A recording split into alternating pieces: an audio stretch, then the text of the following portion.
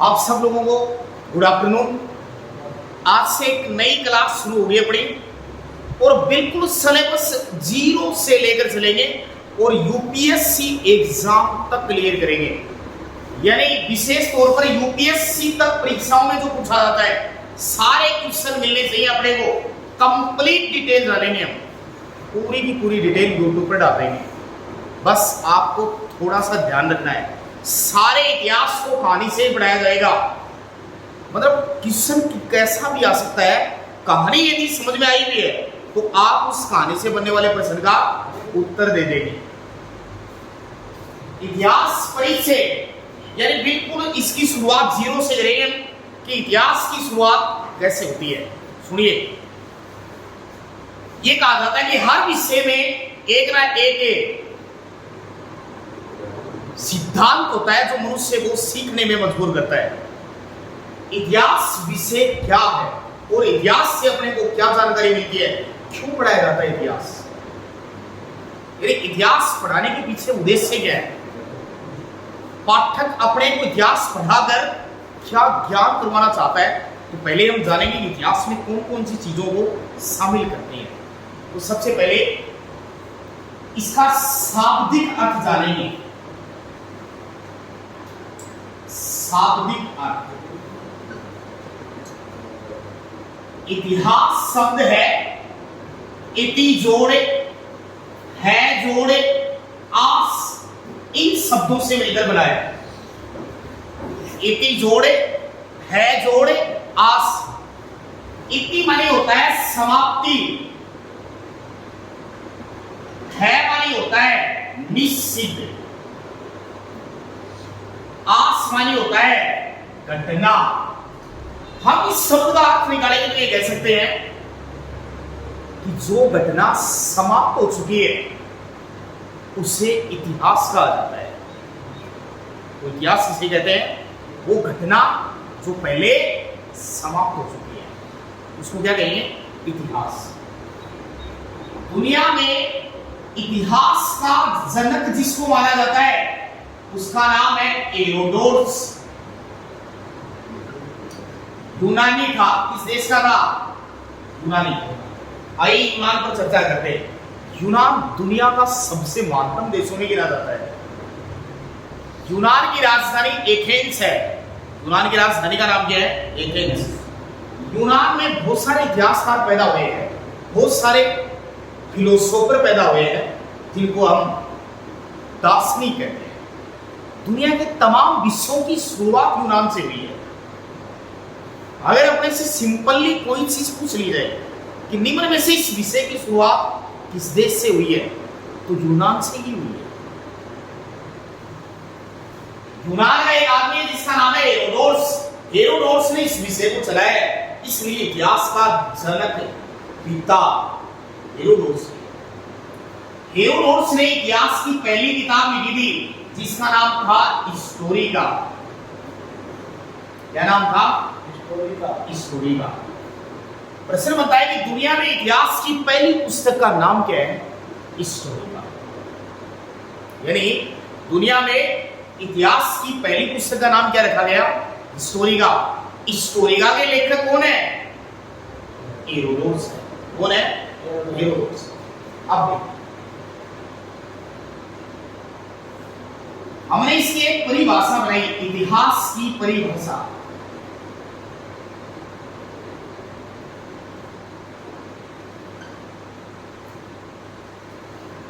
बीते हुए काल को इतिहास कहते हैं, यानी जो समय बीत गया उसको क्या कहते हैं? इतिहास काल। इसका मतलब इतिहास पास्ट टेंस में लिखा जाता है। बात समझ में आ रही है? इतिहास कौन से टेंस में लिखते हैं?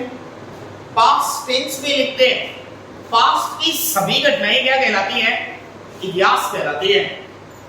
कहानी हमेशा पास्ट टेंस में ही लिखी जाती है। यानी इतिहास विषय है, इसकी जो शुरुआत यूनान से हुई है और इस विषय को हम पुरानी घटनाओं पर आधारित मानते हैं।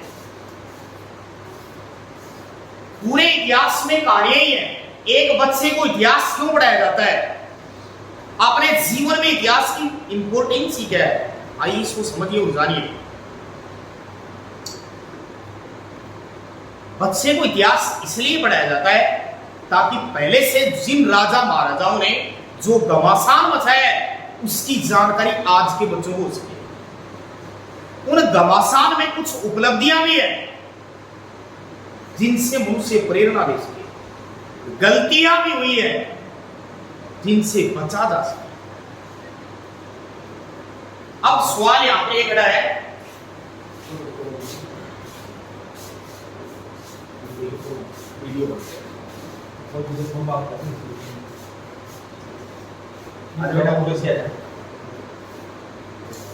हाँ भाई बीच में थोड़ा सा ये बच्चा है, इंट्रोडक्शन इसका करवा रहे हैं।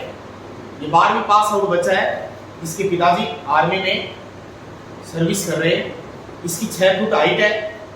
आज ये एडमिशन आया है अपने पास, न्यू स्टूडेंट है आपकी तरह। बेटा 12वीं में कितने परसेंटेज बने तुम्हारे? 68.2। क्या सब्जेक्ट रहे 12वीं में? पीसीएम रहे। 10th में क्या परसेंटेज है तुम्हारे? 10th में नॉन बोर्ड का कोरोना पास आउट, कितने परसेंटेज दिए? 65%। मतलब तेरी मेहनत से जो परसेंटेज आई है वो ठीक आई है, और ने तेरे साथ वो फायदा नहीं पहुंचाया जो पहुंचाना चाहिए था। कोरोना पास आउट में बच्चों के बहुत सारों के नंबर है, पर इस बच्चे के 65% ही है। मेहनत के बाद पीसीएम में इसने 68.2 अपनी मेहनत से लिए है। हम ये गारंटी और दावे के साथ ये कह सकते हैं कि इस बच्चे की मेहनत में कितने परसेंट थे, ये पढ़ता तो भी इतने आते। सरकार ने इसको बिल्कुल भी फायदा नहीं पहुंचाया है, आप लोगों को बहुत सारा फायदा दिया गया है। आपके 90% है, 12वीं में 100 है आपके, तो आप अंदाजा लगा सकते हैं कि आपको एक मार्कशीट तो गवर्नमेंट ने बना दी। बहुत सारे बच्चे जो नए हैं उनको एक तो गवर्नमेंट ने बना दी, पर दूसरी तो आपकी मेहनत से ही ली है। किस चीज की तैयारी करेगा बेटा? आर्मी में लगना चाहता है। इसके पिता की इस वर्दी को देखकर इसके दिल में और इसके मन में ही जुनून है कि मैं आर्मी में लगूंगा। हमारे पिता कौन सी बटालियन में काम करते हैं? 7 जाट आर्मी में पोस्टिंग का है पिताजी की, दिल्ली में पोस्टेड है। पिता भी ये सोचता है अपने बेटे को इसी फील्ड में भेजा जाए। इसका अर्थ ये नहीं है कि स्वार्थ है, बच्चा इंटेलिजेंट है, किसी भी स्कोप में भेजा जा सकता है, परिवार गरीब नहीं है, चाहे तो वो किसी दूसरी पोस्ट में भेज सकते हैं। आर्मी में इसलिए चाहते हैं कि जो सम्मान, उपलब्धि, जो इज्जत आर्मी में मिल सकती है वो भारत में किसी आईएएस ऑफिसर की नहीं है। आईएएस ऑफिसर की इज्जत उन्हीं लोगों के द्वारा की जाती है जिनको उनकी जरूरत है, पर एक हिंदुस्तान में आर्मी के जवान की इज्जत किसी भी जाति, वर्ग, धर्म का आदमी दिल से सलूट करता है। इस पोस्ट के बराबर मुझे नहीं लगता भारत में कोई और पोस्ट है। फिर भी इनका जुनून है आर्मी में जाने का। ठीक है, इंटेलिजेंट है, अपनी कोचिंग से आज ये लाइव रिजल्ट दिखाया गया आपको, थोड़े दिन बाद सिलेक्शन के साथ दिखाया जाएगा। यहाँ का अर्थ ये नहीं है कि सिलेक्शन यहाँ सिर्फ मेहनत करवाई जाती है, और ऐसी मेहनत करवाई जाती है कि भारत में और कहीं नहीं करवाई जाती है। मेहनत करने के लिए केवल विद्यार्थी जरूरी नहीं है, मेहनत के लिए पूरा स्टाफ, मैनेजमेंट, ए से जेड तक सब तैयार रहेंगे तो ही आज के युग में जॉब मिलेगी, वरना जॉब मिलना आसान नहीं है। बहुत सारे लोगों के पास पैसे भरे पड़े हैं, पहले 20 लाख में भी लगा दो बच्चे को। करप्शन की इस दुनिया में आज एक बच्चा मेहनत करके सिलेक्शन लेता है, वाकई में वो दमदार, इंटेलिजेंट और समझदार बच्चा होता है। तो ये एक दुनिया है, और इस दुनिया में मेहनत जिस तरीके से आप कर रहे हैं सभी को ही करनी होगी, और पूर्वजों की मेहनत का थोड़े दिन ही आनंद मिलता है, पूरी पीढ़ी नहीं मिलेगा। खुद की मेहनत से कमाएंगे तभी उसका आनंद आएगा। हमारे पूर्वज जैसे भी रहे हुए थे उनकी मेहनत का हमें बिल्कुल भी आनंद नहीं है, पर आज 1 रुपया भी खर्च होता है वो मेहनत का होता है, तो बड़ा आनंद आता है, डर नहीं है, कोई निसंकोच खर्च कर देते, 1000 भी कर देते, कोई दिक्कत नहीं है। खुद की मेहनत है, और खुद की मेहनत से भविष्य को बनाना चाहिए। अगर कोई व्यक्ति, जो लड़के यदि वो सक्सेस नहीं हुए और पिता सक्सेस है, तो वो पुत्र अपने पिता के लिए दुश्मन की तरह ही साबित होगा पूरे जीवन में। ये वास्तविकता है, उसका परिणाम आएगा उसके सामने। कम से कम यदि पढ़ाई लिखाई कंप्लीट की गई है, उसके बावजूद यदि सक्सेस भी नहीं हुआ, तो एक महान इंसान जरूर बन जाता है आदमी। आने वाली पीढ़ी और प्रॉपर्टी संपत्ति को बरकरार रखते हैं। इसके लिए शिक्षा जरूरी है। एक व्यक्ति के पास इतनी एजुकेशन होती है, माता और पिता के पास उतनी एजुकेशन होती है जिससे वो सेलेक्ट हो गए। आज के इस बदलते युग में उस बेटे के पास इतनी एजुकेशन हो जाती है कि वो अपने परिवार में पूरी इंटेलिजेंस को समझ लेता है। इसलिए मैं ये संदेश दूंगा, मैं हर पॉइंट समझाऊंगा छोटे वीडियो के जरिए कि एक पुत्र को देखकर पिता परिवार सारा खुश रहता है, उसकी सारी ख्वाहिशें पूरी करता है और माँ बाप उससे एक ही चीज चाहता है कि मुझे सिलेक्शन दे दे, बाद मुझे छोड़ दे बच्चा।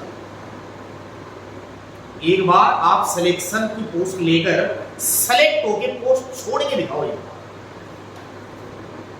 फिर लगेगा कि वाकई में आप सुनता है, फिर आपकी बात जायज होगी। एक माता और पिता ने आपकी जिंदगी के सारे सपने पूरे करने के लिए सब कुछ दिला दिया आपको, यहां तक कि आपके बिना सोचे समझे महल, जमीन, प्लाट, संपत्ति, प्रॉपर्टी, बिजनेस, दुकान सब कुछ खोलने के लिए मजबूर है। उन्होंने इतना कुछ दिया तो आप एक चीज नहीं दे सकते क्या उनको? कुछ नहीं मांगा उन्होंने, जॉब चाहिए, एक छोटी सी जॉब नहीं दे सकते आप? अगर नहीं दे सकते तो फिर वास्तव में आप उस संतान के लिए नहीं,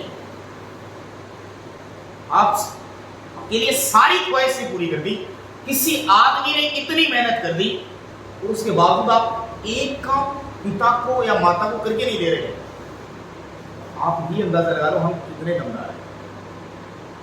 वो आपसे एक ही चीज चाहते हैं, आप माता पिता को बुढ़ापे में ये कह रहे हैं कि हम खाना देंगे, रोटी देंगे, परवरिश करेंगे, सेवा आज तक तो किसी ने की नहीं है। और भारतीय समाज ये कहता है 1% आदमी कर सकता है, 99 तो नहीं करेंगे। ये भी बहन निकाल दीजिए आप कि हम सेवा करेंगे, परवरिश करेंगे, दुखों के संकट को रखेंगे, संभव नहीं है।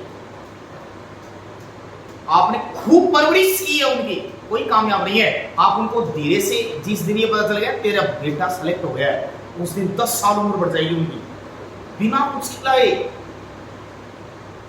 10 साल एज बढ़ जाएगी।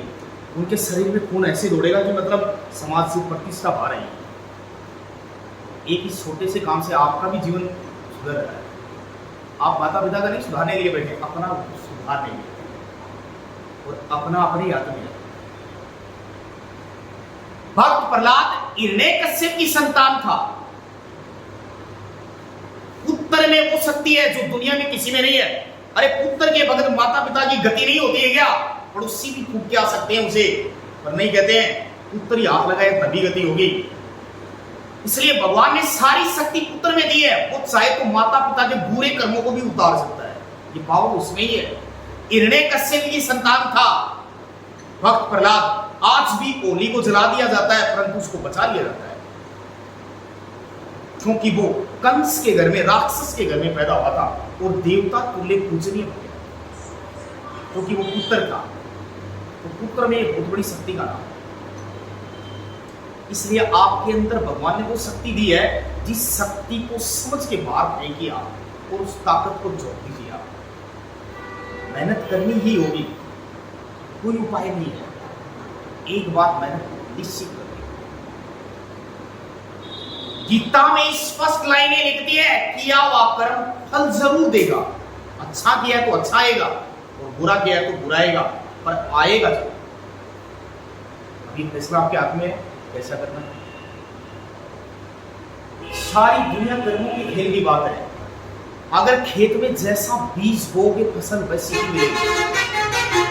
दुनिया में कोई परमात्मा, कोई शक्ति, कोई मंदिर ऐसा नहीं है जिसकी स्वामणी बोलने से आपके कल्याण हो जाएंगे। अगर ऐसा कोई मंदिर है तो मुझे भी बता दीजिए, बस सारे भारत के बच्चों को ही ले चलूंगा। पेपर में जो लिख के आओगे रिजल्ट वैसा ही आएगा। दौड़ में हजारों की भीड़ में वही आएगा जिसके गोड्डा में जान रहेगी और जिसका अनुभव बोलेगा, प्रैक्टिस बोलेगा, दौड़ में सिरदियां रहेगो, उसका नंबर आएगा। हजारों की इस कंपटीशन दौड़ में वही निकल पाता है। इसलिए स्वस्थ रहिए, हेल्थी रहिए, स्वस्थ चीज खाइए, डिफेंस में जाना है, मेहनत कीजिए। आदमी को जिंदगी में अपना 100% डाल देना चाहिए। दौड़ने के लिए बोल दिया गया ना, तो महीने में 30 दिन में 5 दिन स्वास्थ्य खराब हो सकता है, 25 दिन तो आप हंसपुष्ट है। 25 दिन इतनी ताकत से दौड़िए कि मेरे बराबर कोई नहीं दौड़ रहा है। यदि आप वैसे कर रहे हैं जैसे दुनिया कर रही है तो आपका नंबर नहीं आएगा। आपको ऐसे करना है कि मैं जैसे दौड़ कर रहा हूं ऐसा दुनिया में कोई कर ही नहीं रहा है, तो फिर आप अलग है, तो तब आपका नंबर आने की संभावना। दुनिया से कुछ अलग हटके करना है। दुनिया की सारी डिफेंस अकेडमी में एक कोच पकड़ लेती है, दुड़वा देती है, एक वार्डन पकड़ लेती है, पढ़वा देती है, रिजल्ट आता है फेल। क्योंकि मैनेज करने वाला बिजनेस चाहता है, लाभ चाहता है, मेहनत नहीं चाहता। अपनी कोचिंग में वार्डन भी वही है, पढ़ाने वाले भी वही है, दुराने वाले भी वही है, सभी वही है। इसलिए यहां से कोई असफल नहीं हो सकता, और यहां से यदि कोई हो गया तो मुझे नहीं लगता कि वो और कहीं पास हो जाएगा, क्योंकि वो इस कोचिंग का मालिक ये सारे काम है। और मालिक कभी भी अपने सिस्टम को डूबने नहीं देना चाहता है। इसलिए यहां से बच्चे सबसे ज्यादा, परिणाम ये है यहां जब पूरी दुनिया सो रही होती है ना गहरी नींद में, तब इस कोचिंग का मालिक ये सोचता है कि अभी बच्चे सो रहे हैं, मुझे 100 बच्चों को जगाना है। उनमें 20 तो बहाने बनाएंगे, सुबह पेट में दर्द है, पाँव में दर्द है, उनका बैलेंस बनाएगा, तैयार करेगा, किसी को डराकर, किसी को प्रेम से, और लंबा करेगा, सड़क सड़क ग्राउंड में लेके जाएगा, खूब पसीना बहा के लाएगा। वो पसीना कभी बेकार नहीं जा सकता। आपका जा सकता है अगर आपने वहां दगा गया, तो उस आदमी का नहीं जा सकता जो लेके गया है। 100 में 80 जरूर आएंगे, वो 20 का बेकार जाएगा जो वहां जी चुरा लेगा। मेहनत करनी है इस बात को। चलो तो हम अपने टॉपिक को आगे बढ़ाते हैं। स्टॉप